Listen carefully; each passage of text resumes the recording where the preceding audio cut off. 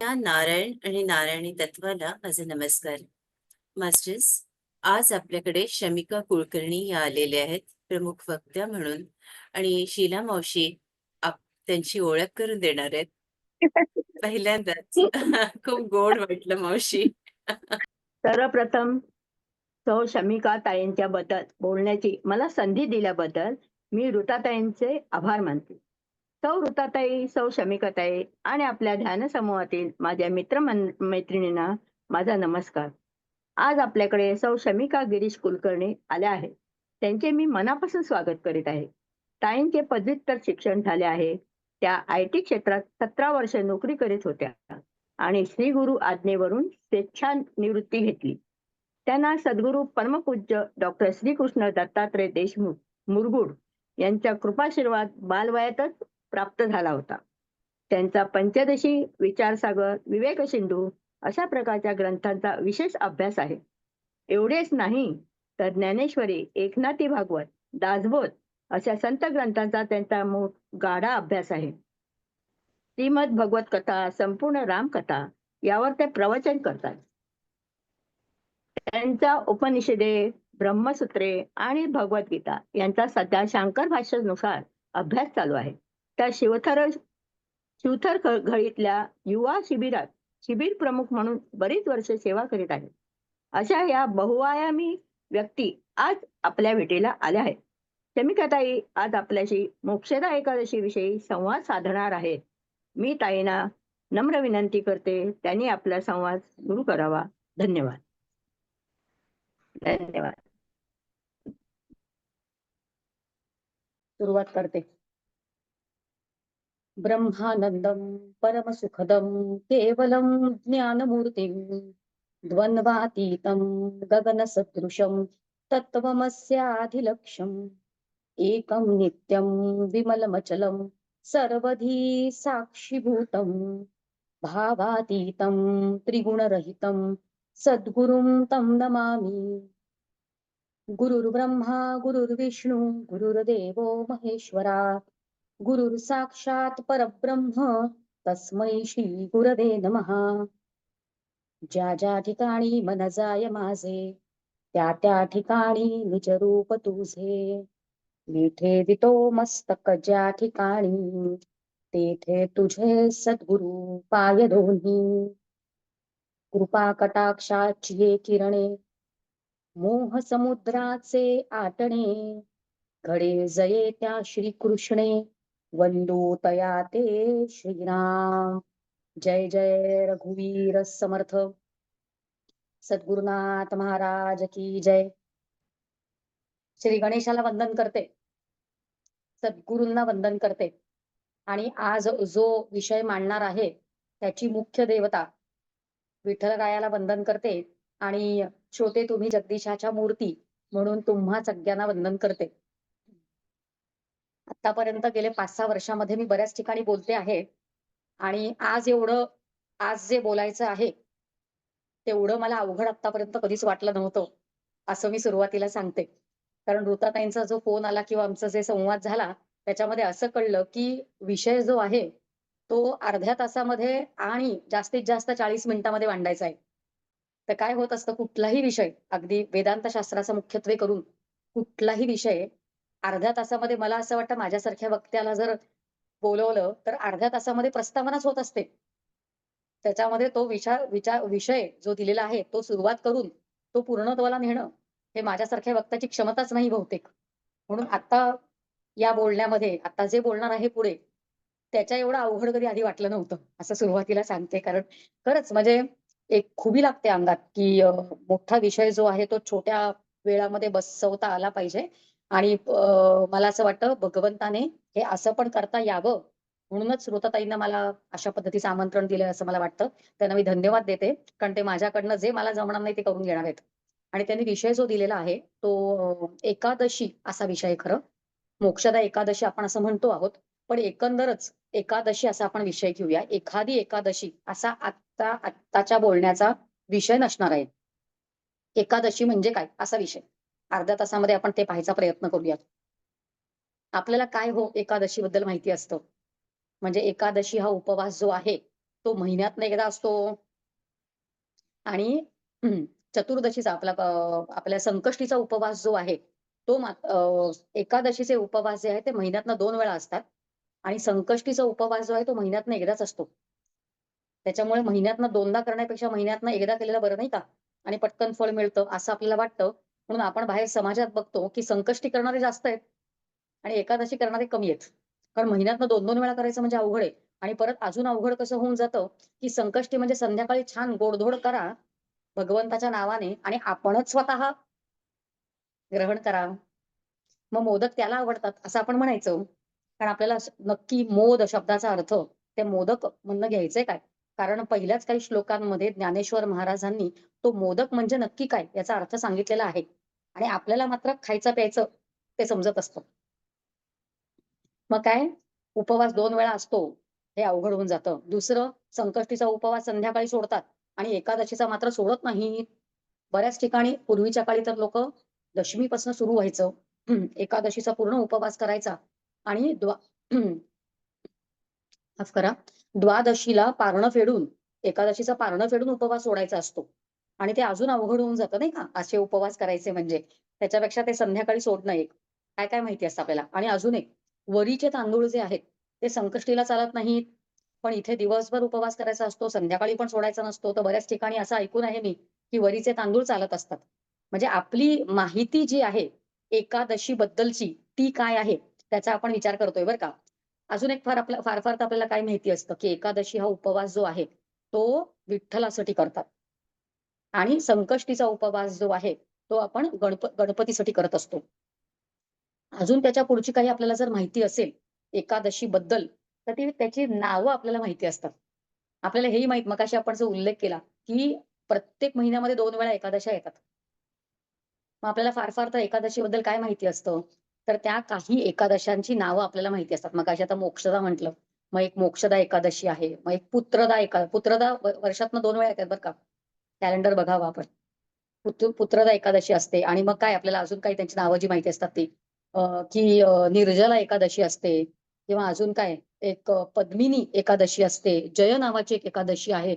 अशी काही नावं आपल्याला माहिती असतात. महिन्यातनं 2 आणि आपण जर पंचांग पाहिलं किंवा आपण जर आपल्या साध्या कालनिर्णयाकडे गेलो, तरी त्या प्रत्येक एकादशीची स्वतः एक पालक देवता आहे. आणि त्या देवता जर आपण त्यांची नावं पाहिली, तर इकडून-तिकडून सगळीकडे विष्णूची वेगवेगळी नावं आहेत.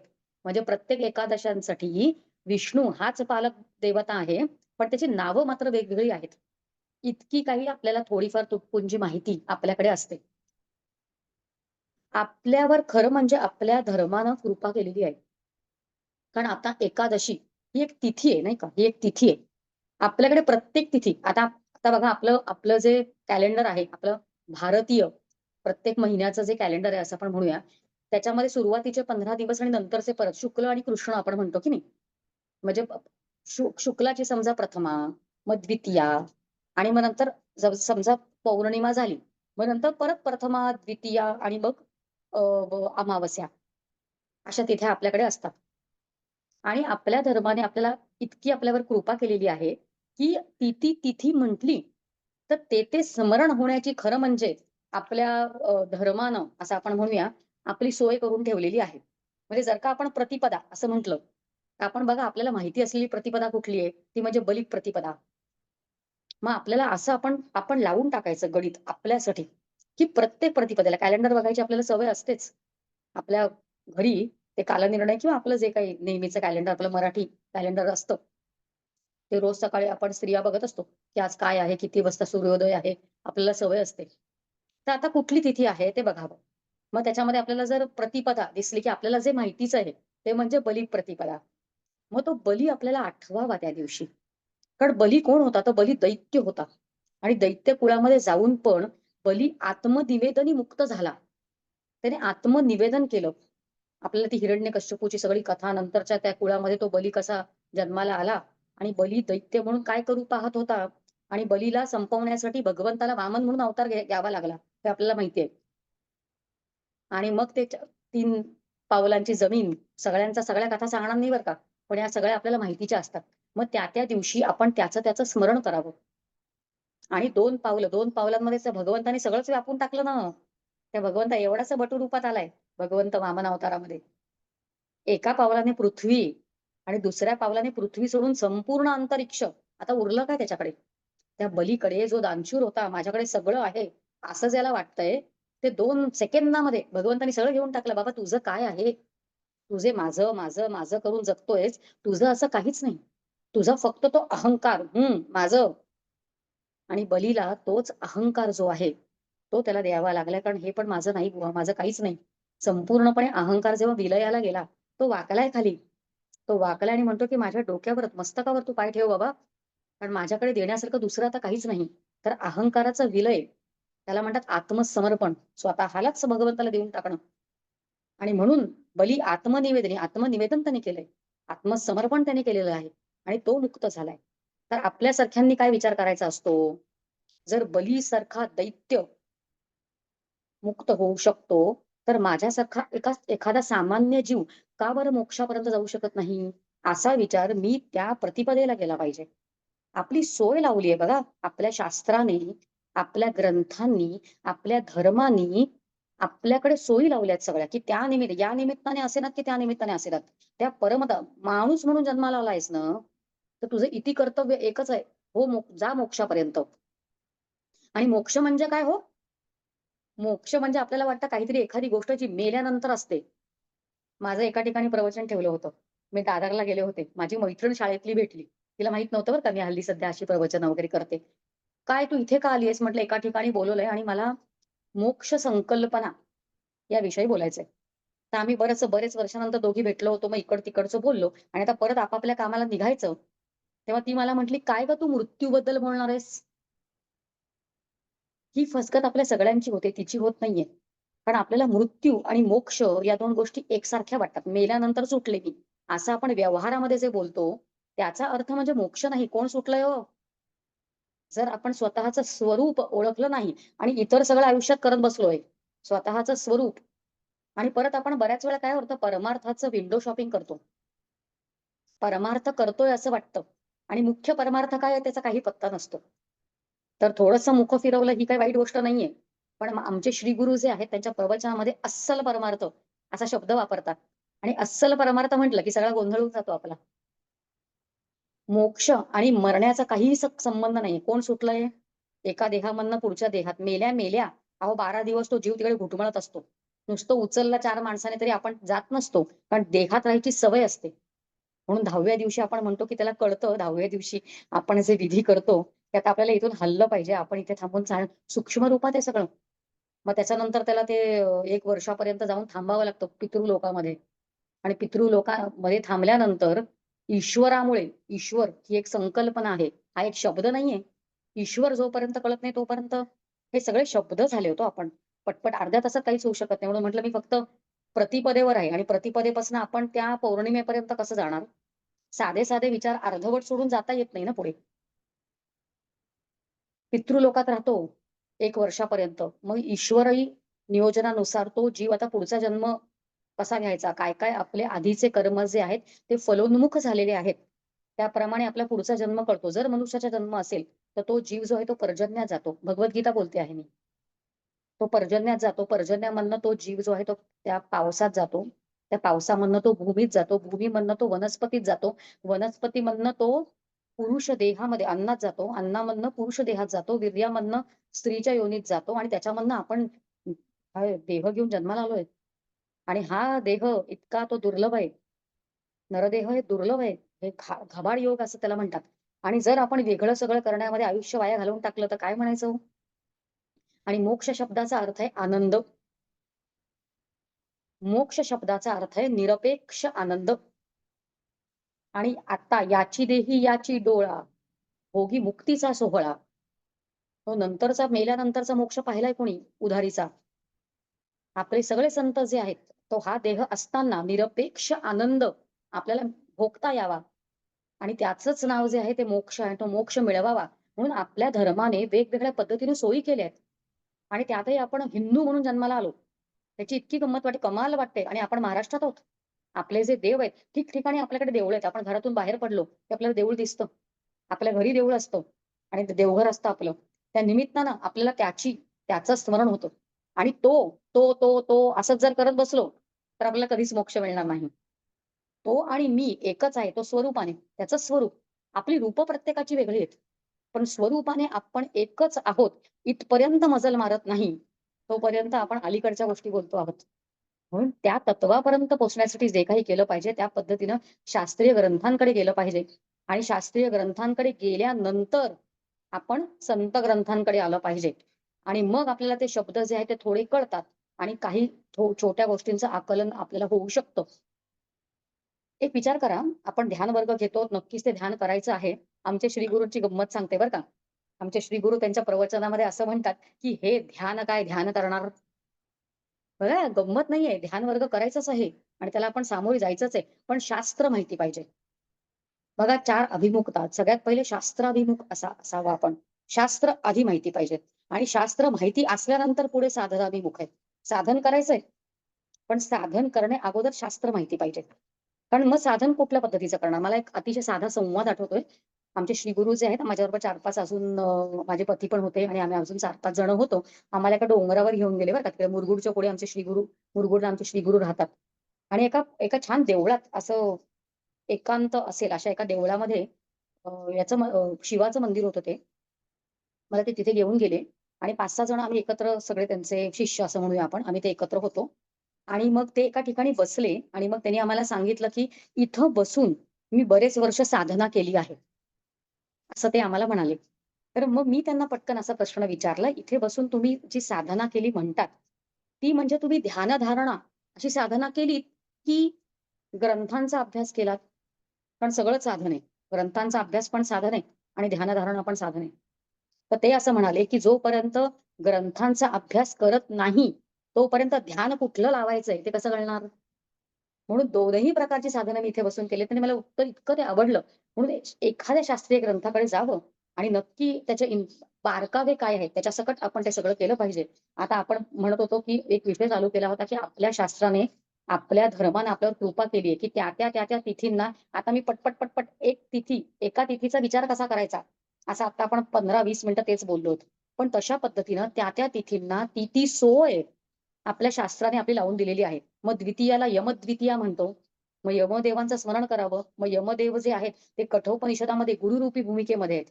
ते तत्वज्ञान जे आहे ते यमनचिकेताचा जो आहे तो नचिकेताला तत्वज्ञान शिकवतात. ते मृत्यूचं शास्त्र काय आहे. मग त्या दिवशी त्या यमदेवाचं स्मरण असावं. तृतीय म्हटलं तर अक्षय तृतीया आठवते आपल्याला. मग अक्षय असं काय आहे? त्याचा क्षयच होत नाही. जे आहे तसं असतं. ते फक्त माझं तत्व आहे. मग त्या तत्वाचं मी स्मरण त्या दिवशी खरं म्हणजे केलं पाहिजे. आणि आपल्याला अक्षय म्हणजे काय? सोनं विकत घेऊन येतो आपण. पण अस्सल सोनं, खरं सोनं हे आपलं आत्मतत्व आहे आणि सगळे बाण जे आहेत बोलणारे किंवा विचार करण्याचे सगळे त्या मुख्य पदापर्यंत गेले पाहिजेत. आधी कुठेही थांबू नयेत आपण आपल्या विचारांनी. अक्षय तृतीया, चतुर्थी आहे गणेश चतुर्थी. मग तो गणांचा ईश म्हणजे गणेश. मोदक आवडणारा नाही, लौकिकातला खाण्याचा मोदक. मग गण कुठले? मग ईश तत्व म्हणजे काय आणि गणांचा ईश म्हणजे काय? मग माझ्यामध्ये पण काही गण आहेत का? काही ज्याचे मी मोजू शकते एकत्र. मग पंचज्ञानेंद्रिय मोजा, पंचकर्मेंद्रिय मोजा, त्या सगळ्यांचा ईश. मग ते तत्व कुठलं आणि ते तत्व आणि मी कसे एक आहोत? इतका विचार बाण गेलाय परत मुख्य तत्वापर्यंत. असं आपण करावं. मग आपल्याकडे पंचमी आहे. आपण म्हणूया ऋषी पंचमी. त्या ऋषींची किती मोठी कृपा, कारण ते ऋषी नसले असते तर हे ज्ञान आपल्यापर्यंत आलं नसतं. मग ते ज्ञान म्हणजे कुठलं ज्ञान? परत बाण तिथपर्यंत, मुख्य तत्वापर्यंत. मग रथसप्तमी, सूर्य. सप्तमीला रथसप्तमी म्हणूया आपण. तुम्हाला अजून काही वेगळं आठवलं तर ते म्हणा. काहीही म्हणा. धागा कुठलाही पकडा, पण जायचंय तिथपर्यंत. मग ती सूर्याची उपासना काय सांगते? सूर्याची उपासना ही उपनिषदांमध्ये आलेली आहे. आणि मग पंचदशीच्या त्या ग्रंथामध्ये ध्यानदीप नावाचं प्रकरण येतं. तिथे आपण ते ध्यान करताना तो भाव ठेवायचा असतो तिथे. मग त्या सूर्याच्या ठिकाणी भाव कुठला ठेवायचा? की ते स्वतः ब्रह्मस्वरूप कसं आणि मी ब्रह्मस्वरूप कसं आणि आम्ही एक कसे. अशी कृपा, असा प्रकाश, हे सूर्यदेवता माझ्या बुद्धीमध्ये तू पाड. असं आपण म्हणायचं सप्तमीला. मग नंतर काय अष्टमी आहे, कृष्णाची आहे. कृष्णाचे आपण भक्तच आहोत. तो कृष्ण. म्हणजे काय हो? जो आकर्षण करतो, जो आकर्षयती कृष्ण म्हणजे काय? जो आकर्षित करतो तो कृष्ण. आपल्याला असं वाटतं, की आपण एखाद्या गोष्टीला आकर्षित झालो. आपण दुसरीकडे जातोय. आपण जातोय बघा एका ठिकाणी, आपण भजन करतोय. अजिबात नाही. तो करून घेतोय. तो आपल्याला आकृष्ट करतो आणि तो आपल्याकडनं करून घेतो. मग असा भाव जो आहे हा त्या दिवशी ठेवायचा आहे. मग आपल्याकडे नवमी आहे. अहो नवमी रामाची. मग राम शब्द म्हणजे काय? रमंतो योगिनो निंते. नित्यानंद चिदास्नेही. ते राम शब्दाचा अर्थ काय? म म्हणजे काय? मग अग्निबीज, मग सूर्यबीज, मग चंद्रबीज. फक्त राम, राम, राम म्हटल्याने माझं पुण्य जे आहे ते वाढणार आहे. मी अनंत पाप जी केलेली आहेत, अनंत जन्मांमध्ये ती भस्मसात होणार आहेत. आणि एवढं सगळं भस्मसात झाल्यानंतर पण अंतरंगामध्ये राम, म जो आहे तो चंद्रबीजाचा आहे. आणि आतमध्ये चंद्र जो आहे तो शीतलतेसाठी आहे. एवढं सगळं भस्मसात केल्यानंतर, बुद्धीत प्रकाश पडल्यानंतर सूर्यबीजामुळे आतमध्ये अंतरंगामध्ये जी शांतता होते, तिथे राम, म शब्दामुळे राम शब्दाचा उच्चार पूर्ण करायचा असतो. राम, राम. आपण जेव्हा जप करतो श्रीराम जय राम जय जय राम त्याची पण आपल्याला घाई असते. आणि अर्थ न कळता आपण कुठल्याही गोष्टी करायला गेलो तर तेवढा पुरता फायदा होतो. मुखवास, मुखशुद्धी, त्याचं पोषण, त्याच्यामधनं पोषण मिळत नाही आपल्याला. एक विमान आहे ते असं उंचावरनं उडून जातं. त्याच्या खाली कितीतरी गावं असतात आणि त्या गावांमध्ये कितीतरी प्रेक्षणीय स्थळं असतात. पण आपण इतक्या उंचीवर असतो की ती प्रेक्षणीय स्थळं दिसतच नाहीत. तसं आपण जे काही साधन करत असतो त्या साधनेमधनं उडून जात असतो. उडून न जाता थांबावं, नक्की मी आता काय करते आहे. आणि मग एखाद्या ग्रंथाचा तरी व्यवस्थित अभ्यास, एक तरी ओवी अनुभवावी, असं संतांनी म्हटलेलं आहे. म्हणून थांबावं, विचार करावा. त्या निमित्तानं या सगळ्या आपले जे तिथ्या आहेत, त्या निमित्ताने त्या तिथीला ते आपल्याला जे आठवतंय, त्याचं स्मरण करावं आणि मुख्य गोष्टीपर्यंत पोहोचावं. आपण कुठपर्यंत पोहोचलो? नवमी, दशमी जी आहे, ती आपण विजयादशमी म्हणतो. नवरात्र झाल्यानंतर ती येते. ती विजय दाखवते आणि मुख्य विजय जो आहे, जो मी हा सगळा प्रांत ओलांडून जोपर्यंत माझं खरंच स्वरूप मला कळत नाही, तोपर्यंत खरा विजय मला मिळत नसतो. आणि म्हणून त्या देवीची कृपा होण्यासाठी ती नवरात्र करायची असते. मग एकादशी आपला आजचा विषय विठ्ठल, त्याच्या पुढे द्वादशी म्हटलं की आपण गोवत्स, वसुबारस म्हणतो बघा द्वादशी. मग पशुप्राणी, हे सगळ्या सृष्टीमध्ये ते ईशतत्व कसं भरलंय. यत सृष्ट्वा तदेवानु प्राविश्यत. उपनिषदांमध्ये श्रुती आहे यत सृष्ट्वा. तो सृष्टीमध्ये प्रविष्ट झालाय ईश्वर जो आहे तो. मग त्या निमित्तानं पशु आणि पक्षी, वनचर, त्या निमित्तानं त्या ईश्वराचं दर्शन या अखिल सृष्टीमध्ये मला घेता येतंय का असा विचार करावा. त्याच्या पुढे त्रयोदशी, धनत्रयोदशी. खरं धन म्हणजे काय? फक्त पैशाचं धन नाही. माझ्यामधले जे कलागुण आहेत किंवा मला जे भगवंतानी त्याला जाणण्यासाठी गुण दिलेले आहेत त्याचं वर्धन मी करते आहे का, त्याचा एक विचार. चतुर्दशी जी आहे ती नरक चतुर्दशी. नरकात जायचं नसेल तर एकादशी करायला हवी हो. त्याच्या पुढे पौर्णिमा.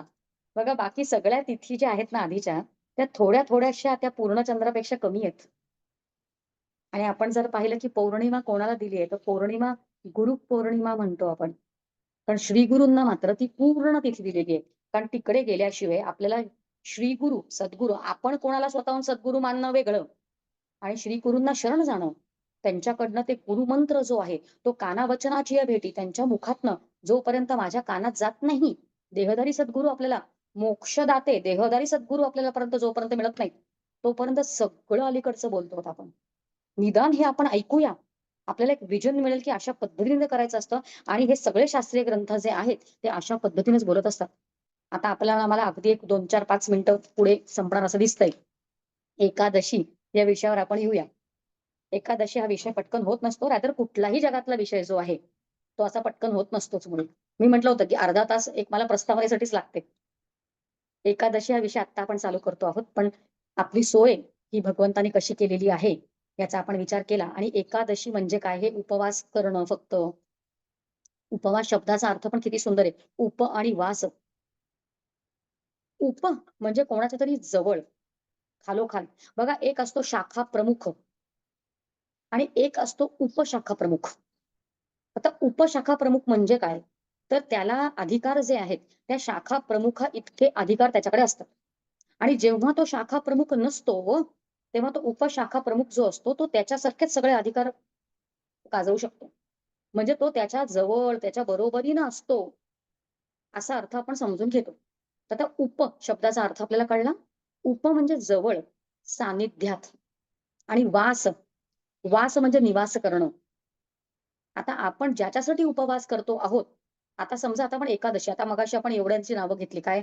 चतुर्दशी, आपण संकष्टी, आपली संकष्टी चतुर्थीचा आपला जो उपवास आहे तो. तर संकष्टी आपण कोणासाठी करत असतो? तर गणेशासाठी करत असतो. मग आपण उपवास या शब्दाचा अर्थ त्याच्या सानिध्यात राहणे, त्या विचारांच्या सानिध्यात राहणे. आपल्याला उपवास वाटतो, पण उप आणि वास याच्यावर होतो, बरोबर. उप आणि वास म्हणजे त्या भगवंताच्या विचारांच्या आपण जवळ असलं पाहिजे दिवसभर. आणि आपण मात्र कशाच्या जवळ असतो उपवास करताना? आपण काय खायचं आणि काय नाही या विचारांच्या जवळ असतो. पण तसं न करता ते तत्व काय आहे ज्याच्यासाठी मी उपवास करते आहे, आणि लौकिकातलं सगळं मला मिळण्यासाठी, माझ्या मुलांचं चांगलं होऊ देत, माझ्या नातवंडांचं चांगलं होऊ देत, माझं मरण मला चांगलं मिळो, हे पण मागणंच आहे. अहो किती दिवस आपण त्या देहाला सत्यत्व देणार आहोत? अनंत देह घेतलेत आणि अनंत जन्मांमध्ये प्रत्येक वेळा हे माझा संसार, हे माझं सगळं असं करून आपण जगतो आहोत. कधीतरी तरी दृष्टी आपण त्याच्या पुढे केली पाहिजे की नाही? आपलं रूपाने मी काय आहे याच्याकडे लक्ष देण्यापेक्षा स्वरूप माझं काय आहे इथपर्यंत लक्ष दिलं पाहिजे आपण. मग जर मी संकष्टीचा उपवास करत असेन, मग तो गणेश कोण आहे? जर मी एकादशीचा उपवास करते आहे, तो एक विठ्ठलासाठी असतो. मग तो विठ्ठल कोण आहे? वारकरी संप्रदायामध्ये त्यांचं मत जे आहे ते इतकं स्पष्ट आहे. वारकरी सांप्रदायिक म्हणतात विठ्ठल म्हणजे कोण? अहो ते हे परब्रह्म उभे विटेवरी, सगुण निर्गुण एक गोविंदू रे म्हणतात ते. त्याच्यासाठी सगुण पण विठ्ठलच आणि निर्गुण पण विठ्ठलच. आणि तो जो विठ्ठल आहे तो त्यांचा परब्रह्म आहे, हा त्यांचा विचार आहे. आणि ते ब्रह्म आणि हे ब्रह्म म्हणजे मी ब्रह्म हे वेगळं नसतं. मग तो आणि मी एकच आहे असा विचार आपला त्या दिवशी झाला पाहिजे.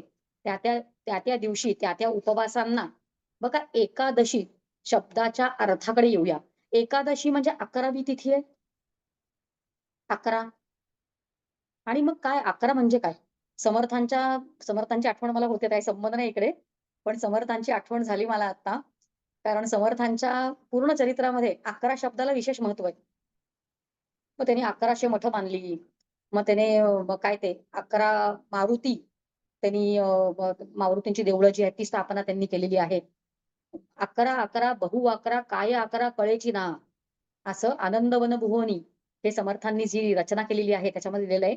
तो संबंध आता इथे नाहीये, पण 11 हा शब्द आठवल्यामुळे मला समर्थ आठवले एवढं खरं.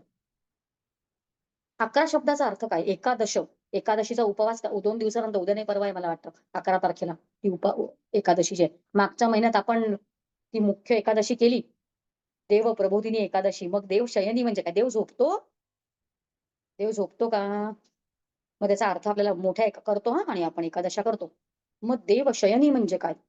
बघा कठोपनिषदामध्ये परत आठवते कठोपनिषदाला, उत्तिष्ठ जाग्रत प्राप्य वरांनी बोधत म्हणतंय कठोपनिषद. उत्तिष्ठ उठ जागा हो. अरे उठ जागा हो म्हणजे काय? आधी आपण जागे होतो अंथरुणामध्ये, मग उठतो. आणि उपनिषद असं उलट म्हणतंय. उपनिषद म्हणतं उत्तिष्ठ जाग्रत, उठ आणि मग जागा हो. म्हणजे काय? कारण तो झोपल्यासारखं तो एक बॅकफूट घेतोय भगवंत, आणि आपल्याला म्हणतोय की उठ जागा हो. उठ या शब्दाचा अर्थ आहे की मनुष्य म्हणून तू जन्माला आलायस म्हणजे तू उठलेलाच आहेस. कारण या या फक्त आणि फक्त याच देहामध्ये तुला ते मुख्य तत्व कळणार आहे. खालच्या योनींमध्ये जरी गेलास तरी कळणार नाही, आणि वरच्या योनींमध्ये अगदी गंधर्व देवतांच्या योनींमध्ये पण मोक्ष नाही. म्हणून देवतांपेक्षा पण आपली योनी जी आहे ती श्रेष्ठ आहे. आणि मी आता जे बोलले ते उपनिषदांचं बोलले बरं का, माझ्या मनाचं नाही बोलले. देवतांपेक्षा मनुष्य योनी श्रेष्ठ आहे, कारण मनुष्य योनीमध्ये मोक्ष मिळतो आपल्याला. आणि मोक्ष म्हणजे जी बंधन आहेत की मी म्हणजे हा देह, हे सगळं जगत खरं, माझं घर, माझी नातवंड, माझा पैसा, जे काय माझे आजार, हे सगळं खोटं आहे, सब कुछ झूठ. आणि एवढं आपण त्याला प्राधान्य देऊन, त्याला सत्यत्व देऊन आपलं अख्खं आयुष्य चाललंय. म्हणून मग ती एकादशी करायची. त्या मुख्य तत्वाकडे बघण्याचा प्रयत्न करायचा आपण. आणि एकादशी शब्दाचा अर्थ आहे, बघा 11 वर येणार आहोत आपण. 11 3 गोष्टी आहेत. पंच ज्ञानेंद्रिय, पंच कर्मेंद्रिय आणि अंतःकरण पंचक म्हणजे एक. या अंतःकरण पंचकाला आपण एक धरलं. आणि हे सगळं या 11 गोष्टी, ज्ञानेंद्रिय 5, कर्मेंद्रिय 5 आणि अंतःकरण 1, किती झाले? 11. या 11 म्हणजे एकादश. हे एकादश गोष्टी ज्या आहेत त्या सगळ्या एकादशेवर येतात. त्याला म्हणतात एकादशी. आणि आपली एकादशी कुठली हो? काय मग ते आपण साबुदाण्याची खिचडी आणि वरीचे तांदूळ आणि मग दाण्याची आमटी, एकादशी दुप्पट खाशी आणि खावं पण हं. खाऊ नये तसं नाही, उत्तम करावं. असं काहीतरी करत असल्यामुळे आपण लौकिकातलं आयुष्य जे आहे, ते अगदी काय म्हणतात ते निराश पद्धतीने जगावं, असं शास्त्राने सांगितलेलंच नाहीये. मला असं नेहमी वाटतं, की जो खरा परमार्थ जाणतो, त्याचं आयुष्य जास्त आनंदी असतं आणि जो फक्त प्रपंच करतो, तो उदास असतो. कारण त्याला त्याच्यामधलं कारण तो सगळं सत्यत्व देत असतो ना, प्रपंचाला सत्यत्व दिल्यामुळे थोडंसं खुट्ट झालं, की हा झाला नाराज. आणि जो अस्सल पारमार्थिक असतो, त्याला जरी इकडचं खुट्ट झालं किंवा इकडचं चांगलं झालं, तरी तो अंतरंगामधनं शांत असतो आणि तो आनंदीच असतो. म्हणून जरी खुट्ट झालं, तरी तो आतून आनंदी असतो आणि त्याला हे माहिती आहे, की सगळा खेळच खेळायचा आहे. आणि जर खेळच खेळायचा आहे, तर जसा खेळला पाहिजे तसा खेळूया. म्हणून जो अस्सल पारमार्थिक असतो, तो हा प्रपंचाचा खेळ उत्तम खेळत असतो. म्हणून हे सगळं करावं. ते काय करावं लागतं उपवासाला? अरे खिचडी करायची का? आमच्या घरी तर पान असं भरलेलं असतं आणि असावं एखाद्या तळणीचं असावं, एखाद्या गोडाचं असावं. त्याच्यामध्ये गोंधळ करू नयेत. हसतात बाहेर लोकं, की पारमार्थिक लोकं काहीतरी एक तोंडावर ओझं घेऊन जातात. अजिबात नाही. अस्सल पारमार्थिक जो असेल, तो कधीही त्याचं ओझं घेणार नाही. त्याला आनंदात राहताच येतं आणि तो आनंद त्याच्या आतमध्ये जो भरलेला असतो, तो बाहेर ओसंडून वाहत असतो. म्हणून पंच ज्ञानेंद्रिय पंच हे सोपं आहे. आता एक व्याख्या जी केली, त्याच्यावर बोलायला किती वेळ लागेल हो? आणि आत्ता समोर जे कोण बसलेले आहेत, त्यांना हा अर्थ कळत नाही, असं नाहीये. त्यांना कळतोय. पण आपण वरवरचा अर्थ न कळता खरंच ती ज्ञानेंद्रिय म्हणजे काय आपल्याला नक्की कळतंय का? ज्ञान डोळ्यांनी होतं असं पण होतं. पंच ज्ञानेंद्रिय. कशा-कशाने आपल्याला ज्ञान होतं? माझ्या शाळेला माझ्या मुलीला शाळेत पण शिकवलं जायचं. 5 एलिमेंट्स त्याच्याने आपल्याला ज्ञान होतं. शाळेमध्ये पण शिकवलं जातं. आणि जे आपलं मेडिकल सायन्स बोलतं आहे, त्याच्यापासून परमार्थ शास्त्र जे आहे, ते पूर्णपणे वेगळं बोलतंय. तर मेडिकल सायन्स मधनं जर आपण विचार केला, तर आपण संकुचित विचार करतो. कारण त्या मेडिकल सायन्सला जे दिसतं त्याच्याबद्दलच बोलता येतं. जे दिसत नाही त्याच्याबद्दल त्यांना बोलताच येत नाहीये. त्यांना त्यांना फिजिकल ब्रेन, मेंदू कळेल. पण मेंदूतनं विचार बाहेर कसे येतायत? आपलं मन म्हणजे सांगतील काय ते? माइंड म्हणतात ते. मग त्यांना सांगा ना, त्या मेडिसिनला त्या एवढं मोठं एक शाखा काढून ठेवली आहे फिलॉसॉफीची. ते मन कळण्यासाठी. मग त्यांना कोणीतरी विचारावं मन आहे कुठे? त्यांना पाश्चात्य लोकांना मन दाखव ना मला तू कुठे आहे ते. त्यांना दाखवता येत नाही. पण आपल्याला जर प्रश्न विचारला, वेदांत्यांना जर प्रश्न विचारला, तर मन कुठे आहे? अरे त्याचा गोलक काय? तो राहतो कुठे? नुसतं राहतो कुठे? तो बनलाय कसा? काय तत्व आहे त्याचं? हे सगळं आपण बोलतोय. म्हणून ध्यानधारणेमध्ये एकतत्वावर त्या ध्यानामधनं एकावर यायचंय. खरं म्हणजे हा ध्यानाचा विषय आहे. एकावर आणणं कसं? एकादशी त्यासाठीच खरं म्हणजे करायची. पंच ज्ञानेंद्रिय. ज्ञान ज्याच्याने होतं आपण म्हणतो मेडिकल सायन्स डोळ्याने दिसतं आणि परमार्थ शास्त्र आपलं शास्त्र म्हणतं डोळ्याने दिसत नाही हो. डोळ्याने दिसत नाही. डोळा हा फक्त एक स्थूल अवयव आहे. हे जसं खुर्ची म्हणजे टेबल, खुर्ची माझ्यासमोर हे हे कसं आहे? जड वस्तू, ही पेन्सिल जड आहे ही. हिला स्वतःहून हलता येणार आहे का? तेवढा जड हा डोळा आहे. डोळ्याला दिसत नाही. वेदांत तत्वज्ञान, वेदांत शास्त्र म्हणतं. मग डोळ्याच्या मागे चक्षु नावाचं इंद्रिय आहे. आपण पंच ज्ञानेंद्रिय म्हटलं. म्हणून इंद्रियाचं नाव आपण सूक्ष्मात गेलो. स्थूलामधनं आपण सूक्ष्मात गेलो. चक्षु आणि चक्षु पण जड आहे. फार केनोपनिषदाचा विषय आहे. ज्याने अभ्यास केला त्यांना कळेल कानाचा कान, डोळ्याचा डोळा, मनाचं मन असा विषय केनोपनिषदामध्ये जातो. डोळ्याच्या मागे चक्षु नावाचं इंद्रिय आहे. चक्षु पण जड आहे. चक्षुच्या मागे मन आहे. मन पण जड आहे आणि त्याच्या मागे ते आत्मतत्व आहे. ते एकच तत्व चैतन्य स्वरूप आहे. त्याच्यामुळे आपल्याला सगळं कळतं. डोळ्याने दिसतं.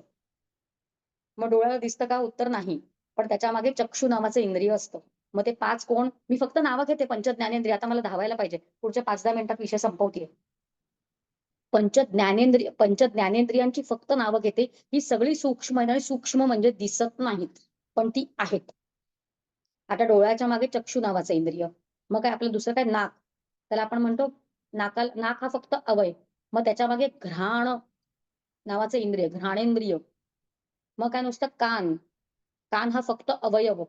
पण श्रोत्र नावाचं इंद्रिय, श्रोत्रेंद्रिय आणि मग नंतर काय अजून? जिव्हा, जीभ.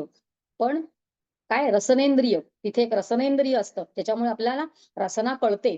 आणि शेवटचं जे आहे त्वचा, त्वचा हा बाहेरचा सगळा दिसणारी त्वचा आहे, म्हणजे स्थूल आहे, पण त्याच्या मागे त्वक नावाचं इंद्रिय. म्हणून पंच ज्ञान सूक्ष्मावर सगळं एकावर यायचंय बरं का. तशीच तशीच 5 जी आहेत ही कर्मेंद्रिय आहेत. 5 कर्मेंद्रिय जी आहेत आणि आपल्याला ही कर्मेंद्रिय ते कर्मेंद्रिय आपल्याला माहिती आहे ती म्हणजे हस्त, हात आहे. पण हात हा अवयव आहे. हाताच्या मागे हस्त नावाचं कर्मेंद्रिय आहे. मग कर्मेंद्रिय म्हणजे काय? मग ज्ञानेंद्रिय आणि कर्मेंद्रियांमधला फरक काय? हा खूप खोलात आपल्याला आता जाता येणार नाहीये. कारण 40 मिनिटामध्ये, अर्ध्या तासामध्ये कुठलाही वेदांत शास्त्राचा विषय बसत नाही. आणि उपवास म्हणजे फक्त खाण्यापिण्याच्या संदर्भामध्ये किंवा आपल्याला फक्त पाप पुण्य मिळणार आणि पाप जाऊन फक्त पुण्य मिळणार. कारण पुण्य मिळून पण उपयोग नाही. परत या जन्माला इतकं सुंदर माऊलींचं म्हणणं आहे. माऊली असं म्हणतात, की स्वर्गे पुण्यात्मक पापे जाईजे. माऊलींचं पुण्यात्मक पाप म्हटलंय. जरी पुण्य केलं तुम्ही, तरी माऊली त्याला पाप म्हणतायत. किती बारीक विचार आहेत. कारण परत तुम्हाला जन्माला यायचंय. स्वर्गात कोण जातं? पुण्यात्मके पापे. पुण्य केलंय, पण ते पाप केल्यासारखं म्हणून स्वर्गात जातायत. कारण परत जन्म घ्यायचाय. आणि पापात्मके पापे नरका जाईजे. जेणे माते पाविजे. ज्याला मला माझं स्वरूपाला येऊन मिळायचंय ते शुद्ध पुण्य.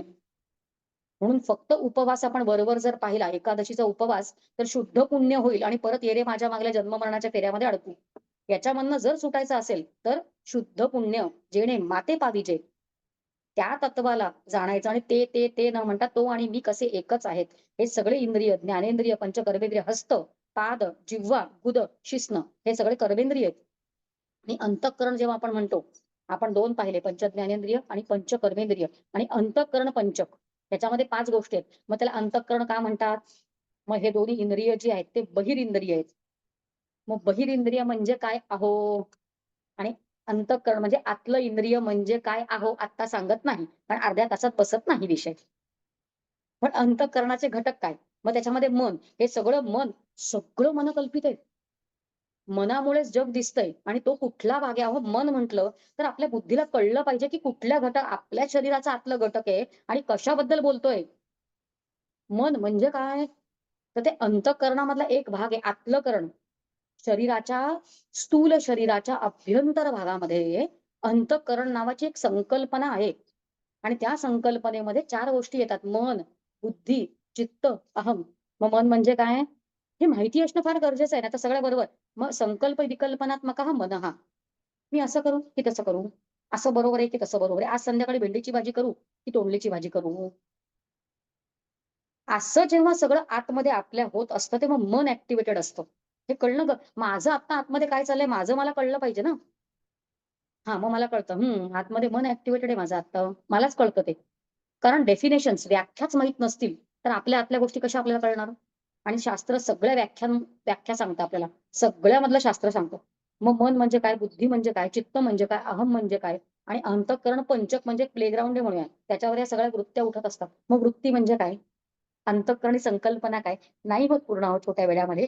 पण आत्तापुरतं आपल्याला आपण जे विषयाला न्याय द्यायचा प्रयत्न करतोय, की एकादशी म्हणजे काय?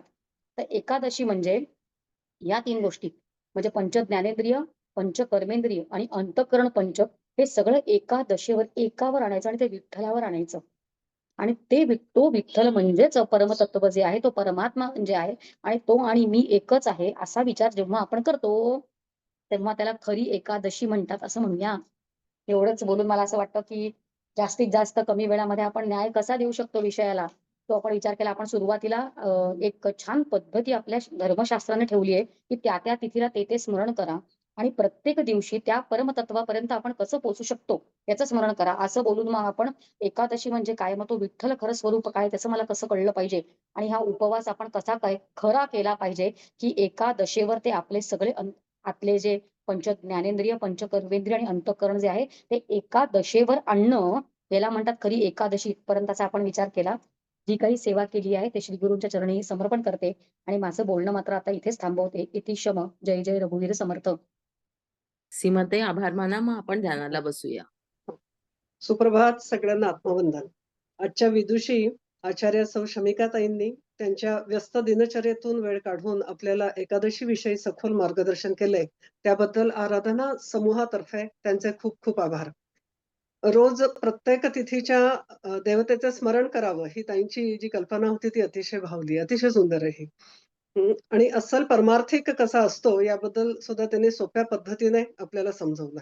आजच्या कार्यक्रमाला पूर्णविराम न देता स्वल्पविराम देऊन लवकरच त्यांनी आपल्याशी संवाद साधावा अशी मी त्यांना विनंती करते. आपल्या गुरुस्थानी असलेल्या सौ ऋताताई आणि अनघाताई यांना नमस्कार. शनिकाताई पुनश्च खूप खूप धन्यवाद आणि सगळ्यांना आत्मवंदन.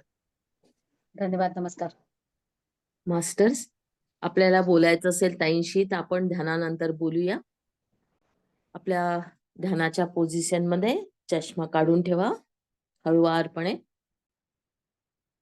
3 लॉक लावायचेत. पाय क्रॉस, बोटात बोट मिसळून मांडीवर ठेवून घ्यायची.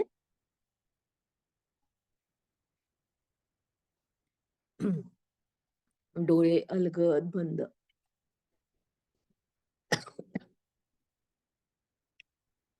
पूर्ण लक्ष श्वासावर. श्वास बघायचा प्रयत्न. कुठून येतो, कुठचा जातो. पूर्ण लक्ष श्वासावर.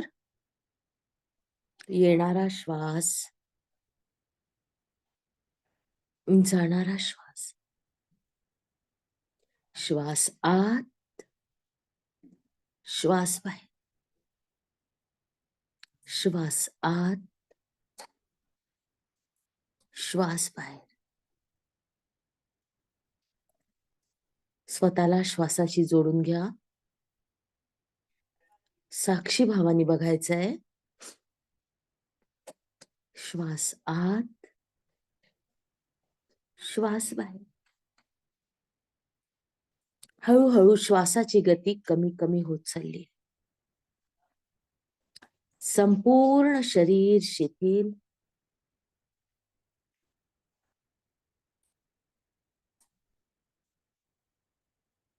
संपूर्ण शरीर शिथिल झालंय.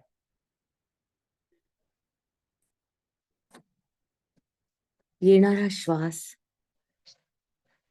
थंड आहे.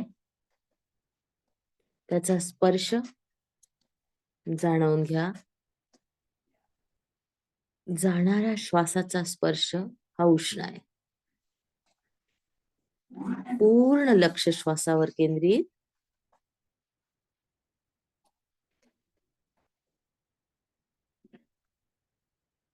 श्वासाबरोबर आपल्याला ब्रह्मरंध्राजवळ जायचंय. त्याआधी गुरूंना नमस्कार. आई वडिलांना नमस्कार.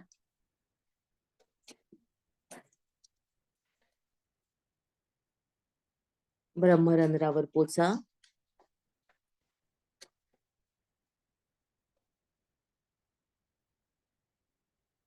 क्राउन चक्रातून येणारी एनर्जी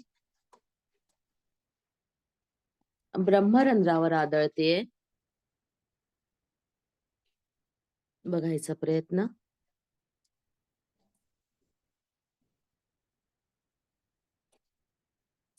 शरीराच्या आत संपूर्ण प्रकाश हळूहळू पसरतोय.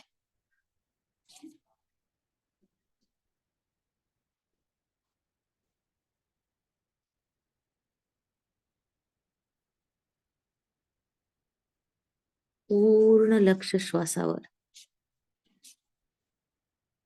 श्वास आत, श्वास बाहेर. श्वास आत, श्वास बाहेर. हळूहळू प्रकाश मस्तकापासून शरीराच्या आत पसरतोय.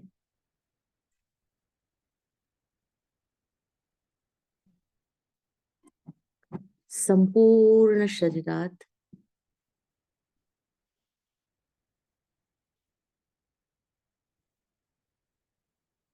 प्रकाशाचं बघायचंय.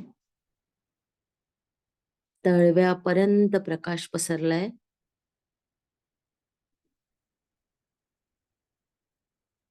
प्रकाशाने संपूर्ण शरीर न्हाऊन निघालंय.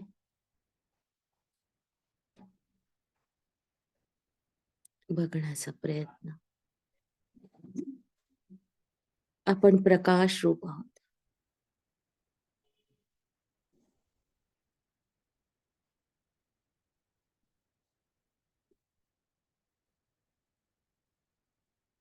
साक्षी भावाने निरीक्षण.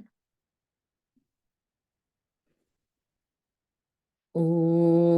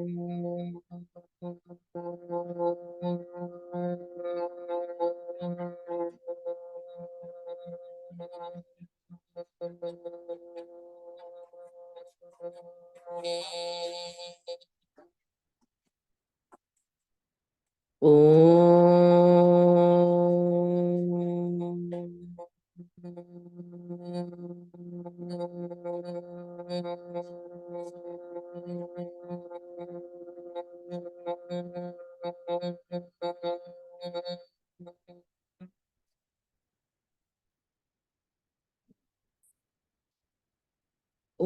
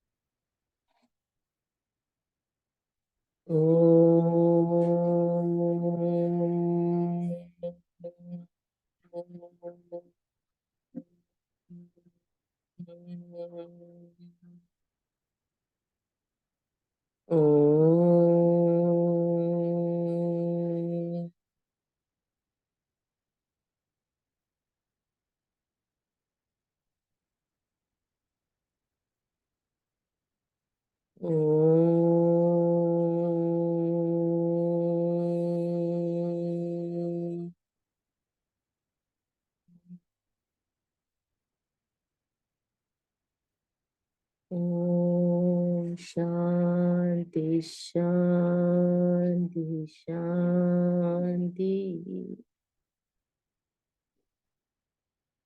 श्वासावर या. श्वास आत, श्वास बाहेर. श्वास आत, श्वास बाहेर. येणारा श्वास, जाणारा श्वास. श्वास आत येतो आहे, श्वास आत. येणारा श्वास ऊर्जा घेऊन येतो आहे. जाणारा श्वास आपल्या मनातील सगळे वाईट विचार, आळस बाहेर घेऊन चाललाय. श्वास आत, श्वास बाहेर. पायांच्या बोटाची हालचाल, हाताच्या बोटाची हालचाल.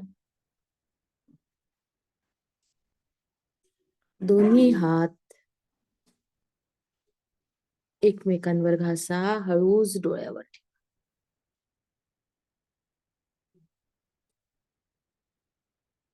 बोटांच्या फटीतून प्रकाश बघण्याचा प्रयत्न. जेव्हा बाहेरचा प्रकाश सोसेल असं वाटेल त्यावेळा हळूहळू डोळे उघडायचे.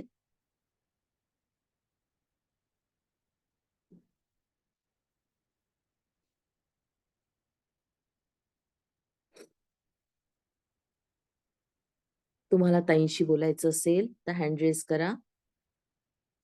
रोहिणी ताई बघा.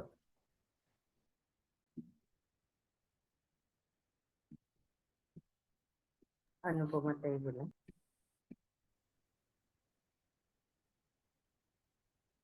समीक्षा ताई नमस्कार करते.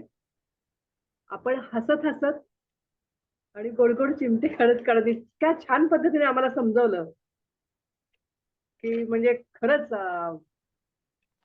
फार फार गोष्टी मिळाल्या की कसं म्हणजे सुरुवातीला आपण बळीराजाचा अहंकार कसा म्हणजे आत्मसमर्पण करून तो मुक्त झाला आणि आपलं स्वतःचं स्वरूप ओळखलंच नाही तर ईश्वर कळत नाही.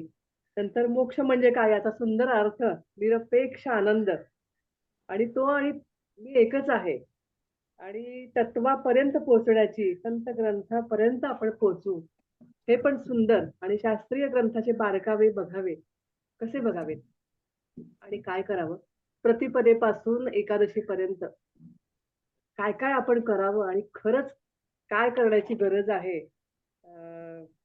ते खूप सुंदर पद्धतीने सांगितलं. याची देही याची डोळा नाही म्हणजे भोग मुक्तीचा सोहळा. त्यानंतर त्या त्या तिथींना तिथी सोय करून दिली आहे. अक्षय म्हणजे जे जे जे आहे रामनाम कसं म्हणजे पाप भस्मसात होतात. मुखवास म्हणजे मुखशुद्धी पण आपलं पोषण होत नाही आपण जे करतो. म्हणजे कसं की ज्या गोष्टी आहेत आपण घेतो हातात माळ पण खरंच आपण तिथपर्यंत पोहोचतो का? सगळीकडे आपलं लक्ष असतं संसारात. ते पण खूप छान पद्धतीने सांगितलं. सृष्टीमध्ये कसं ईशतत्व भरलेलं आहे आणि 11 गोष्टी एकादशेवर कसं आहे हे पण सुंदर सांगितलं. आमच्यापर्यंत सगळ्या गोष्टी पोहोचल्या आणि खरंच असा आनंद ज्याचा आतमध्ये ओसंडून वाहतो त्यालाच हे तत्व कळलंय. ते खरंच म्हणजे आपल्या ह्या म्हणजे संत संग आणि ध्यानामधून आम्हाला पुनरपि जननम पुनरपि मरणम यातून म्हणजे खरंच पुढे जायला आम्हाला म्हणजे अंश रूपाने तरी आम्ही तिथपर्यंत पोहोचलो तरी पण खूप आहे आणि खूप खूप धन्यवाद ताई. पुन्हा या, जरूर या. नक्की. प्राची ताई. नमस्कार शमिका ताई. तुम्ही खूप सुंदर सगळ्या तिथींची माहिती सांगितली. फक्त माझ्या मते आपली षष्ठी राहिली तर मी त्याचा रिप्लाय करून पाठवलंय ते की अच्छा. आपण नाथषष्ठी म्हणतो बघा आपण अच्छा, नाथषष्ठी ओके म्हणून आपण ती ओके त्या निमित्तानं सगळ्या संतांचं स्मरण. पण ओके ओके संतांचा विचार कसा करायचा की संत ही कळवळ्याची जाती करीती लाभाविण प्रीती. कारण त्यांनी अच्छा. अनुभव घेतला असता. म्हणजे त्यांना स्वतःला हं, ब्रह्मस्वरूप मी आहे, हे त्यांना कळलं होतं. पण ते जर हं. तिथेच थांबले असते, तर ते विचार आपल्यापर्यंत कसे आले असते? कारण हे सगळं ओके. तत्वज्ञान जे आहे ते त्यांनी अनुभव घेऊन आपल्यासाठी मुक्त हस्ताने ते पूर्ण आपल्यासाठी खुलं केलं. आपल्यापर्यंत त्यांच्यामुळे येऊन पोहोचलं. मग त्या निमित्तानं त्या संतांना स्मरण, त्यांचं करावं स्मरण आणि त्यांच्यासाठी कृतज्ञता त्या दिवशी आपण अर्पण करू शकतो. पण हा असा जो विचार आता आपण मांडला, हे कुठल्याही एका शास्त्रीय ग्रंथामध्ये दिलेलं नाहीये. म्हणून ओके. प्रतिपदेला तेच केलं पाहिजे किंवा त्याला हेच केलं पाहिजे असं काही नाहीये. त्या दिवशी हं, हं. आपल्याला त्या परमतत्वापर्यंत पोहोचता येईल, याची हं, आपणच हं, हं. स्वतः एक घडी बसवून टाकायची आणि मग तो ओके. विचार करायचा. म्हणजे हे असंच ओके. केलं पाहिजे आणि तसंच केलं पाहिजे त्याच्यामध्ये अडकू नयेत. कारण हल्ली हं, आपण हं. बघतो की माणसं, सगळेच मनुष्य हे त्या संप्रदायांमध्ये पण अडकलेत. म्हणजे आमचा हा संप्रदाय. हो. खरं हो. म्हणजे मोक्षासाठी आपण निघालो आहोत. मग आमचा हाच संप्रदाय आणि आमचा हाच देव, आमचा तोच देव हो. आणि आमचे श्री गुरु असं म्हणतात, की सगळे देव आतून एकमेकांना मिसळलेले आहेत एकच आहे. आणि आपण मात्र तिथे अडकून पडतो. म्हणून हे बरं. असंच आहे आणि तसंच आहे असा पण तो विचार नाहीये. एक फक्त विचारांचा धागा आपण घेतला, ज्याच्यामुळे आपण त्या परमतत्वाचा विचार करू शकतो इतकाच आणि अगदी ओके. याचा नाही विचार केला, तरी ते स्वरूप आणि मी हे एक कसं असा रोज विचार करावा. ओके. नाही ते मला म्हणजे चंपाषष्ठी माहिती होती, नाथषष्ठी चंपाषष्ठी नव्हती छान आहे. आता माहिती. कालच झाली नाही, हो, परवा झाली परवाच झाली. चंपाषष्ठी. मग ती म्हणू हं. शकतो आपण. त्या हो. देवतांची नाही म्हणू शकतो आपण. पण नाथषष्ठी माहिती नव्हती मला. छान नाथषष्ठी झालं आपण तुम्ही ती नाथ षष्ठी जी आहे म्हणजे एकनाथ महाराजांच्या चरित्रामध्ये विशेष प्रधान अशी ही नाथषष्ठी अच्छा. ठरली. कारण ओके. मुख्य 5 गोष्टी त्यांच्या आयुष्यातल्या या षष्ठी हं. तिथीला झाल्यात. म्हणजे त्यांना ओके. अनुग्रह जो जनार्दन स्वामींकडनं मिळाला तो, हं. जनार्दन स्वामींनी अच्छा. देह ठेवला तो आणि जनार्दन अच्छा. स्वामींना दत्तांचा जो अनुग्रह मिळाला तो, असे करून त्या तो 5 गोष्टी एकत्र षष्ठी तिथीला झाल्यात. म्हणून त्यांना आपण नाथषष्ठी म्हणून. म्हणजे आपण जे तुकाराम महाराजांचं हे होतं, काय म्हणतो आपण त्याला? तुकाराम महाराजांची तिथी कुठली? आता लगेच येईल ते पुढे. बीज. तुकाराम कुठलं? बीज. तुकाराम तुकाराम बीज बीज आणि तुकाराम बीज आणि हे नाथषष्ठी दोन्ही एकत्र पुढे पाठीच येतं. मग एकत्रच त्या दिवशी येतात. त्या संतांचा विचार. मग त्या ओके. संतांचा एखादा अभंग त्या दिवशी वाचावा. आता समजा हं, हं. एकनाथ महाराज आहे, तर आपण मुद्दामून मग तुकाराम महाराजांची गाथा उघडावी. मग विठ्ठलांचा कुठला हं. अभंग एखादा मिळतोय का तो बघावा. म्हणजे एक धागा पकडावा अनुसंधानाचा आणि हां. तिथपर्यंत पोहोचावा हा मुख्य विचार. छान, छान कल्पना आहे. तसं मग हो. आता पौर्णिमा आणि अमावास्येचं पौर्णिमेला आता चंद्राचं आपण पौर्णिमेला म्हणू श्रीगुरु शकतो. आहेत ना, श्रीगुरु आपण म्हणतो आणि श्रीगुरूंशिवाय तर आपण सुटूच शकत नाही. आता समजा हो. ज्ञानेश्वरी घेतली तुम्ही, तर हं. ज्ञानेश्वरीमध्ये प्रत्येक अध्यायाच्या सुरुवातीला काय कौतुक केलंय, म्हणजे कसं आपल्या हो. श्रीगुरूंचं कौतुक करावं, हे आपण ज्ञानेश्वर महाराजांकडनं शिकावं. मग त्या दिवशी समजा बरोबर. श्रीगुरूंचा विचार करायचा आहे. मग त्या एखाद्या 5-10 ओव्या एकत्र त्या दिवशी वाचाव्यात. त्या निमित्तानं हं. आपल्या अंतःकरणामध्ये श्रीगुरूंविषयीचा भाव तयार होऊ शकतो, की बाबा सोडवा हं, मला. हं. कारण मला स्वतःच्या बळावर आपल्याला प्रयत्न नक्की करायचे आहेत. आपल्याला इथून या इस पार ते उस पार असं म्हणूया. म्हणजे पुष्पात. या या मायेच्या प्रांतामधनं त्या परमतत्वाच्या प्रांतामध्ये पोहोचायला मला प्रयत्न नक्की करायचे. बरोबर. 80% म्हणजे 96% आपल्याकडे काम आहे असं आपण म्हणूया. पण 4% जे आहे, ती चावी जी आहे उघडायची, इथून तिथे पार जायची. म्हणजे माझ्या हं. फक्त प्रयत्नाने ते होणार नाहीये. जोपर्यंत श्रीगुरु हं. ते दार उघडून देत नाहीयेत. म्हणून मग तोपर्यंत. श्रीगुरूंची कृपा संपादन करण्यासाठी त्यांचं कौतुक करावं हं. लागतं. माझं कोणी बरोबर आहे. कौतुक केलं तरच मग मी त्याच्याकडे लक्ष देते. मग ते भगवंताला आळवावं लागतं, भगवंताला हाका माराव्या लागतात. त्या श्रीगुरूंचं कौतुक करावं लागतं, त्यांची सेवा करावी लागते. मग हे सगळं करण्यासाठी त्या ओव्यांकडे जायचं. त्या निमित्ताने त्या हं. श्रीगुरूंचं स्मरण करायचं, असं आपण करू शकतो. आणि अमावस्या? अमावास्येला असं काही विशेष नाही. आता अमावस्या जर का आपण विचार केला, की काहीच नाही, असं आपण जर आता मी कधी हं, असा हं. विचार केलेला नाही बरं का. पण हां. अमावास्येला समजा तो चंद्र तिथे नाहीये, तर हं. त्या दिवशी समजा मला ज्याच्यामधनं बाहेर पडायचंय, काही नाही असं. हं. शून्याकडे नाही बरं का, कारण शून्याचा शून्य अभ्यास हा वेगळा आहे. शून्य हे वेगळा आहे. शून्यवादी, मतवादी जे आहे ते बौद्ध तत्वज्ञान आहे. काही नाही असं जेव्हा मी म्हणते, बरं का, तिथे हं. काही नाही हं. म्हणताना मी तिथे उरली आहे की. हो, मी आहेच. म्हणून परमार्थशास्त्रामध्ये शून्य ही संकल्पना अस्तित्वातच नाही. शून्य हा गणितामध्ये आहे. हो. शून्य परमार्थात नाहीये. कारण आपलं सगळं तत्वज्ञान एकावर आहे. आणि ते बरोबर. एकतत्व कळण्यासाठी अमावास्येला समजा चंद्र नाही आकाशामध्ये, असं जर आपण हं. म्हटलं, हां, तर हं. आपण असा विचार हं. करू शकतो, की ज्याच्यामधनं मला बाहेर पडायचंय, जे मला दिसत नाहीये, अशा गोष्टीमधनं हं, जर मला हं. बाहेर पडायचं असेल, मग माझा अहंकारच नाहीये का? मला ज्या माझ्या करेक्ट. वासना नाही आहेत का? आज त्या कमी करेक्ट. झाल्या आहेत का? असा विचार आपण करावा. येस, म्हणजे नक्कीच. आपण विचार करू तसं आहे हो. फक्त आपण धागा पकडायचा त्याला. बरोबर. पण तुम्ही खूप छान संकल्पना सांगितली आणि हं. अस्सल पारमार्थिकची पण व्याख्या मला खूप आवडली. खूप खूप हो. धन्यवाद. ते आमच्या तुम्ही श्रीगुरूंची ते हे आहे अस्सल परमार्थ करायचा. नाहीतर आपण खरंच विंडो शॉपिंग करतो म्हणतात ते परमार्थाचं. तसं नसावं, करेक्ट आपण आतमध्ये जावं तिथे. करेक्ट आहे. तुम्ही नक्की या आणि खूप जास्त अजून आम्हाला ज्ञान म्हणजे सांगायला नक्की नक्की या अशी मी विनंती करेन तुम्हाला. खूप चला. छान. हो साई, धन्यवाद. नमस्कार. सुजाताताई बोला. हम्म. नमस्कार शमिका ताई. खूप सुंदर नमस्कार. तुम्ही हसत खेळत आम्हाला खूप गोष्टी सांगितल्यात. अस्सल परमार्थी आणि सामान्य माणूस म्हणजे जो नुसतं दाखवण्यासाठी करतो असं. तर त्यातला फरकही खूप छान सांगितलात आपण. अस्सल परमार्थी प्रपंचाचा खेळ उत्तमरित्या पार पाडतो. म्हणजे त्याला ते सगळं जाणून असतं की नक्की काय आपण त्याच्यातून वेचून घ्यायचंय हे त्याला चांगलं कळत असतं.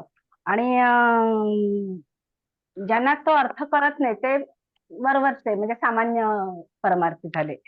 आणि तुम्ही पंचेंद्रिय पाच पंचेंद्रिय, पाच कर्मेंद्रिय, आय मीन 5 ज्ञानेंद्रिय, 5 कर्मेंद्रिय आणि अंतःकरण पंच हे तुम्ही अतिशय चांगल्या रीतीने समजावून सांगितलं की आपल्याला हे सगळे अंतःकरण पंच हे एक धरून आणि हे बाकीचे 2 5 म्हणजे एकादश झाले, 11 झाले आणि हे सगळे एकत्र करायचेत आपल्याला एकादशीच्या दिवशी.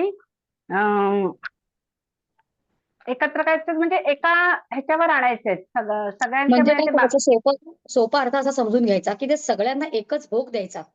सगळ्यांना एकच भोग दिला की ते एकादशीवर आले ना. डोळ्यांनी पाहायचं विठ्ठलाला, कानाने ऐकायचं विठ्ठलाबद्दल. सुवास कुठला घेतो तो विठ्ठलामुळेच मला येतोय असा विचार करायचा. स्वाद जो आहे तो विठ्ठलामुळे मला कळतोय असा विचार करायचा.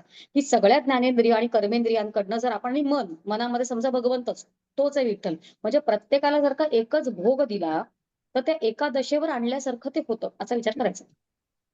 अगदी छान, खूप छान समजावलं.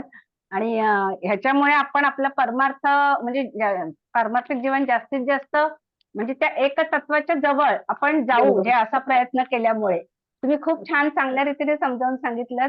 खूप खूप धन्यवाद ताई. परत या आणि जे डिटेलमध्ये सगळं राहिलेलं आहे प्रत्येक ज्ञानेंद्रिय, कर्मेंद्रिय, अंतःकरणाचे 5 जे भाग सांगितलेत त्या सगळ्यांचे डिटेलमध्ये आम्हाला तुम्ही परत एकदा सांगाल अशी आम्ही म्हणजे आशा करतो आणि तुम्ही नक्की या. धन्यवाद. सरिताताई बोला. नमस्कार सर्वांना नमस्कार. ताईंनी खूपच सुंदर विवेचन केलेलं आहे. अर्थात त्यांनी बऱ्याच वेळा उल्लेख केला की हा वेळ कमी पडतोय, पण पुन्हा नक्की ऐकायला आवडेल आणि खूपच छान वाटलं. आणि या ज्या प्रत्येक महिन्याच्या तिथी आपण नुसतं तिथी म्हणून त्याचं हे करतो, तर ताईंनी सांगितल्यामुळे आपल्याला त्या त्या तिथीला आपण त्याचं स्मरण करावं की फक्त बलिप्रतिपदा हा दिवाळीतलं हे पाडवा असतो, तर प्रत्येक महिन्याला बलिप्रतिपदा हे पाडवा असतो. तर त्याचं आपण स्मरण नक्की करावं आणि त्याप्रमाणे अनुकरण करून छान आपलं जीवन चांगलं हे करावं असं मला वाटतंय. कारण आपण फक्त वर्षातून एकदाच अक्षय तृतीया म्हणतो किंवा हे फॉर एक्झाम्पल, तर हे प्रत्येक महिन्याला असतात. छान सांगितलं ताई तुम्ही. खूप सुंदर. या पुन्हा पुन्हा ऐकायला आवडेल तुम्हाला. नक्कीच. नमस्कार. रोहिणीताई बोला. नमस्कार शमिकाताई. नमस्कार. आपण एकादशीचा जो काही अर्थ सांगितला फारच सुरेख पद्धतीने सांगितला. त्याच्याबरोबरच तुम्ही राम आणि कृष्ण या नावाच्या मागे जी काही संकल्पना किंवा तो कसा अर्थ त्याचा उलगडून सांगितला त्या शब्दांचा सुद्धा. आणि उपवास ही पण संकल्पना फार सुरेख पद्धतीने सांगितली. आणि फक्त माहिती एवढीच हवी आपल्याकडून.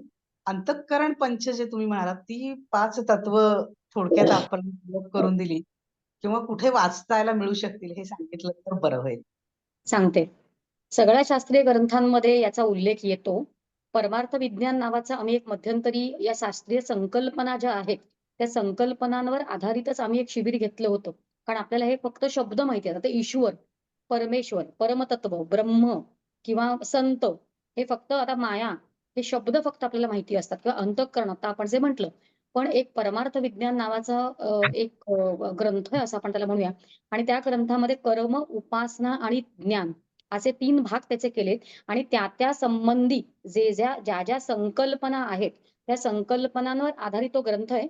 आणि आम्ही 2 वर्ष मला असं वाटतं एक आयोजक होते. त्या आयोजकांनी 2 वर्ष वेगवेगळ्या पद्धतीनं प्रवचनमाला YouTubeवर ते सगळं उपलब्ध आहे. त्याच्यामध्ये 2-3 भाग मी घेतलेत असं मला वाटतं. बाकी इतर आचार्य आहेत. पण तुम्ही साधना अभ्यास वर्ग असं जर शोधलं तर तुम्हाला त्याच्यावर परमार्थ विज्ञान ग्रंथांवर जी काही प्रवचनमाला झालेली आहे ती तुम्हाला दिसेल आणि याच्यामध्ये या सगळ्या गोष्टींविषयी आम्ही खुलासा केलेला आहे. तुमच्या प्रश्नाचं थोडक्यात उत्तर द्यायचा मी प्रयत्न करते. ते म्हणजे अंतःकरण पंचक म्हणजे काय? तर एक आहे मन. अंतःकरण पंचकामध्ये पण 5 घटक आहेत आणि वेगवेगळ्या ग्रंथांप्रमाणे उपनिषदांमध्ये पण वेगवेगळ्या प्रमाणे त्याच्यामध्ये कधीतरी त्याला 3च त्याच्यामधले भाग घेतलेले असतात किंवा 2च भाग त्याच्यामध्ये घेतलेले असतात किंवा कुठल्या काही ग्रंथांमध्ये 4 भाग त्याच्यामध्ये घेतलेले असतात. पण आपल्या समर्थ रामदास स्वामीने त्याला पंचक असं म्हटलं.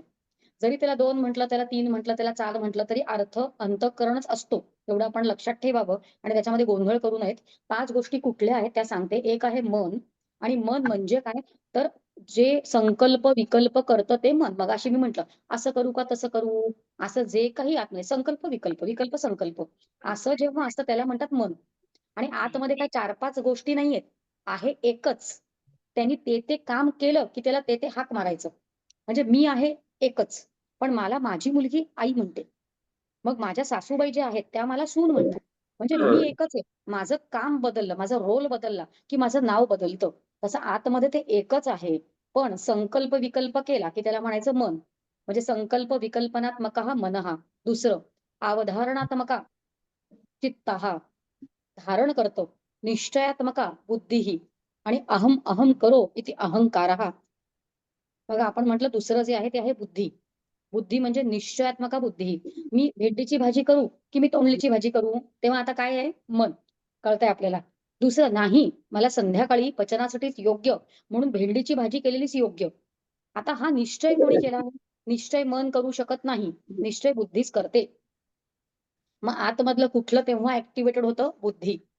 निश्चयात्मका बुद्धी. आणि सकाळी मी ठरवलं होतं की संध्याकाळी काय करायचं. ते सकाळपासून संध्याकाळपर्यंत धरून कोणी ठेवलं. आतमध्ये तो एक फॉर्म झाला तयार. हे मला संध्याकाळी करायचं बरं का. धारण त्याला पकडणं धारणा त्याला म्हणतात अवधारणात्मका चित्तः. आपण तुझं चित्त कुठे म्हणतो? कारण त्या चित्ताने काहीतरी आतमध्ये धारण केलेलं असतं. काहीतरी एक आकार घेतलेला असतो. त्या आकाराचं ते चित्त होतं आपलं.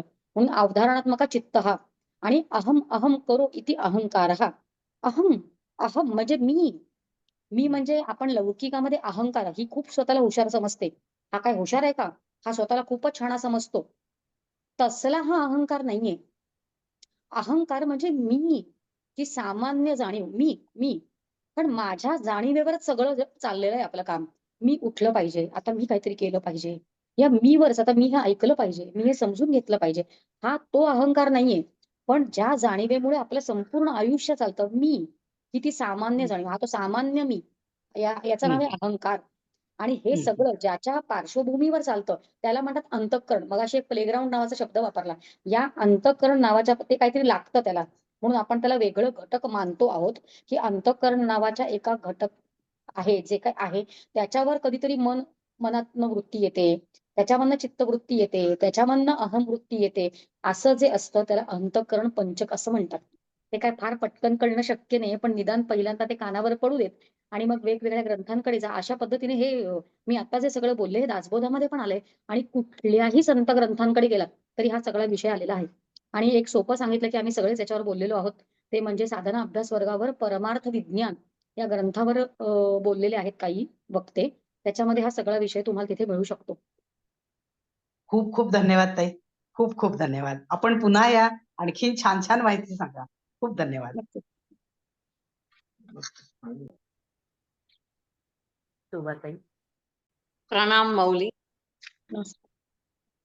उपवास ह्या शब्दाचा अर्थ आज खूप सखोल पद्धतीने समजला की परमेश्वराच्या अधिक जवळ जाणे आणि त्यासाठी ह्या प्रतिपदा ते एकादशी किंवा पौर्णिमा अमावस्या या तिथींचा माहिती आणि त्या कशा पद्धतीने आपण जपल्या पाहिजे किंवा अर्थ समजावून घेतला पाहिजे याचा खूप छान पद्धतीने अर्थ समजला आज. तर आपण पुन्हा यावं आणि राहिलेलं आपलं विवेचन पूर्ण करावं यासाठी मी आपली प्रार्थना करते. नक्की धन्यवाद. नक्की. राधिकाताई. हा ताई छान सांगितलं. आणि एकादशीचं जे आहे ते पण छान सांगितलं. खूप छान सुरेख बोलला. आणि एक सांगायचं होतं की म्हणजे आपण असं मन म्हणून धरलं ना, काय 5 कर्मेंद्रिय, 5 ज्ञानेंद्रिय आणि मन, तर पटकन आपल्याला एकाग्र होता येतं. हो की नाही? मग त्याच्यामध्ये आपण भगवंताचे लेकरं आहे, तर यानुसार आपण हे केलं की आपल्याला तर आई-वडील काही माहित नसतात आपल्याला. जे देतात ते मग भगवंतच आपल्याला एक आपलं खरंय. आहे. आपले आई-वडील आहे. असं धरलं की मग त्या म्हणजे त्यानुसार आपण करायचं एकादशी. आलं का लक्षात? बरोबर. हो. हां. तुम्ही सायकॉलॉजीच्या हे आहे का? नाही. वेदांत शास्त्राचे अभ्यासक आहे. अच्छा. तर मग म्हणजे सायकॉलॉजी पण आपण म्हटलो सामाजिक शास्त्र, मानसशास्त्र. तर त्याच्यामध्ये आपण ते वाचलं पाहिजे खरं वास्तविक सगळ्यांनी. आपल्याला असं वाटतं की सायकॉलॉजी म्हणजे काहीतरी वेगळा विषय. पण मग ह्याच्यामध्ये जर आपण वाचलं की सायकॉलॉजी, तर ते ते आपल्याला पटकन समजतं की तुम्ही काय बोललात, आहे की नाही? खूप छान बोललात खरं. खूप सुरेख सांगितलं, विश्लेषण सुद्धा खूप सुरेख सांगितलं. आणि वनपूजे दादांनी सुद्धा दादांचा परिवार एकादशी करतो. आणि ते जेव्हा आपण असं म्हणतो की मुलाचं म्हणजे आपण भगवंताची लेकरं आहे की नाही? लेकरं म्हटलं की मुलं म्हटलं की काय, तर त्यांच्या आपल्यावर जबाबदारी येते, की आपण एकादशी म्हणजे की मला भगवंतासाठी काम करायचंय, आहे की नाही? मग ते एकादशी म्हटल्यावरती त्या दिवशी भगवंताचं काम करायचं. तर काय काम करायचं? तर मुलं आपण विसरून गेलोय. धन्यवाद ताई, धन्यवाद. वनिता ताई. हा. शमिकाताई, नमस्कार. वनिता बोलते. आपण जे सहज सुंदर भाषेत आणि सुंदर उदाहरणासहित जे काय स्पष्टीकरण केलं ते अतिशय मनाला भावलं. आणि जे अनेक जणांनी जे काही सांगितलं ना, ते त्या मताशी मी सहमत आहे. आणि मलाही असं वाटतं की आपण अनेक वेळा यावं आणि आम्हाला अनेक गोष्टी तुम्ही सांगाव्यात. म्हणजे जे काही तुम्ही आज सांगितलं, तुमचा जो अभ्यास आहे, जो काही मांडलात ना तुम्ही तुमचे विषय, ते अतिशय सुंदर होते. आणि म्हणूनच आम्हाला असं वाटतं की तुम्ही परत परत यावं. धन्यवाद ताई. धन्यवाद. नमस्कार ताई. आपण खरंच खूप छान बोललात. पुन्हा यावं सगळ्यांचा आग्रह आहे. एक नक्की. ओळख शमिकाताईंची करायची राहिली की शमिकाताई या अलकाताई मुतालिक यांच्या कन्या आहेत. तर हो. हं. इथेच मी आपली सगळ्यांची रजा मागते. पुन्हा येण्याची विनंती करून हा कार्यक्रम इथेच आता आपण थांबवूया. जय श्रीराम. जय श्रीराम.